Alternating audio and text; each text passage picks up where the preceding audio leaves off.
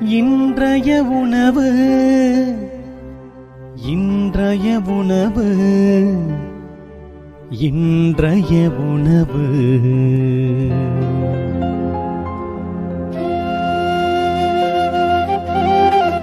நற்செய்தி வழங்குபவர் தந்தை நிர்மல் ராஜ்.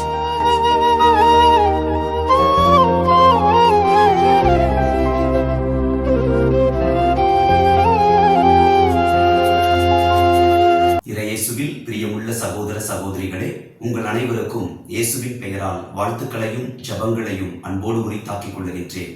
இன்றைக்கு யோவான் நற்செய்தி 16ஆம் அதிகாரம் இறை வார்த்தைகள் 20 - 23 வரை நம்முடைய சிந்தனைக்கு தரப்பட்டிருக்கிறது.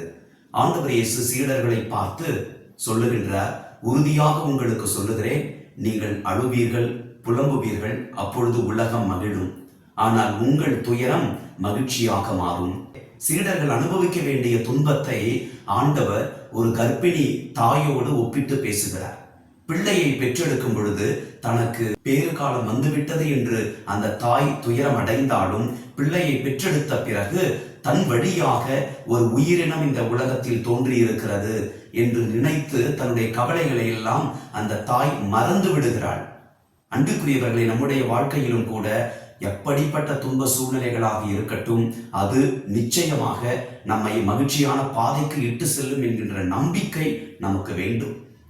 இந்த துன்பத்தின் வழியாக இன்பம் உண்டு என்பதைத்தானே நம் ஆண்டவர் இயேசு தன்னுடைய சிலுவை மரணத்தினால் மிகவும் ஆழமாக நாம் புரிந்து கொள்ள வேண்டும் என்று அவர் தன்னுடைய உயிரை ஒப்படைத்தார். அன்பானவர்களே, ஆகையினால் நமக்கு தேவைப்படுவது மன உறுதி.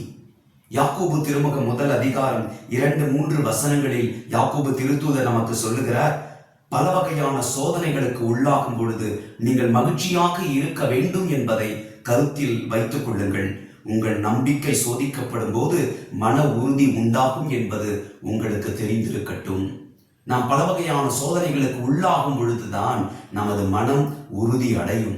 அன்பு சகோதர சகோதரிகளே, இன்றைக்கு உங்களுடைய வாழ்க்கையில இயேசுவின் பொருட்டும் நீங்கள் ஒரு கிறிஸ்தவர்களாய் இருப்பதினால், நீங்கள் அல்லது பிறமத சகோதர சகோதரிகளாய் இருந்தாலும் கடவுள் உங்களுக்கு வெளிப்படுத்துவதைப் போல நீதியோடும் அன்போடும் சகோதர உணர்வோடும் உண்மையோடும் மனசாட்சியின்படி நீங்கள் வாழ உங்களை அர்ப்பணிக்கிற பொழுதும் நிறைய துன்பங்கள் வரும்.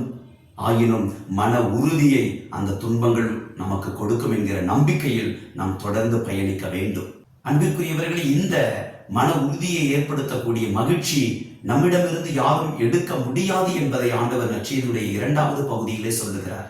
உங்கள் மகிழ்ச்சியை யாரும் உங்களிடமிருந்து எடுத்துவிட முடியாது. நாம் வாழ்கின்ற இந்த சூழ்நிலையிலே பார்க்கிறோம், எத்தனை நல்ல மனிதர்கள் நிறைய துன்பங்களை சந்தித்துக் கொண்டிருக்கிறார்கள். ஆயினும் அவர்கள் எப்பொழுதும் அடுத்தவர்களுக்கு மகிழ்ச்சியை கொடுக்கிறவர்களாக இருப்பார்கள். எந்த துன்பமும் அப்படிப்பட்ட மனிதர்களை பாதிப்பதாக இருக்கவே இருக்காது. துன்பங்களை ஒருபுறம் சந்தித்துக் கொண்டிருப்பார்கள். ஆயினும் அவர்களின் உள்ளத்தில் இருக்கிற மகிழ்ச்சி அவர்களிடமிருந்து யாரும் எடுத்துவிடவே முடியாது.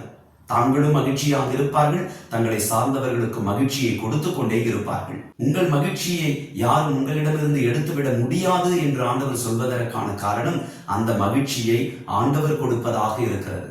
நாம் வாசிக்கின்றோம் திருப்பாடல் 94:11, என் மனதில் கவலைகள் பெருகும் பொழுது என் உள்ளத்தை உமது ஆறுதல் மகிழ்விக்கின்றது. எங்கள் அன்பான ஆண்டவரே, உலகம் தர முடியாத மகிழ்ச்சியை நீ தருவேன் என்று எங்கள் உள்ளத்தில் யாராலும் எடுக்க முடியாத மகிழ்ச்சியை தந்திருக்கிறீர. பல துன்பங்கள் துயரங்களின் வழியாகவே எங்கள் வாழ்வில் மகிழ்ச்சி நிலைத்திருக்கும் என்று உன் திருமகன் இயேசுவின் சொல்லொன்னா வேதனைகள் நிறைந்த மரணத்தின் வழியாக எங்களுக்கு சொல்லிக் கொடுத்து கொண்டிருக்கிறவரே, உம்மை போற்றி உம்மை ஆராதித்து மகிமைப்படுத்துகிறோம். எங்கள் வாழ்க்கையில் துன்பங்களை நாங்கள் தளரா மனதுடன் சந்திக்கவும், மன உறுதியோடு இருந்து நீர் எங்களுக்கு தந்திருக்கிற மகிழ்ச்சிகளை திளைத்திருக்கவும், அந்த மகிழ்ச்சியை பிறரோடு பகிர்ந்து கொள்ளவும் செய்வீராக. இயேசுவின் நாமத்தில் ஜெபிக்கிறோம் தந்தையே, ஆமென். God bless you.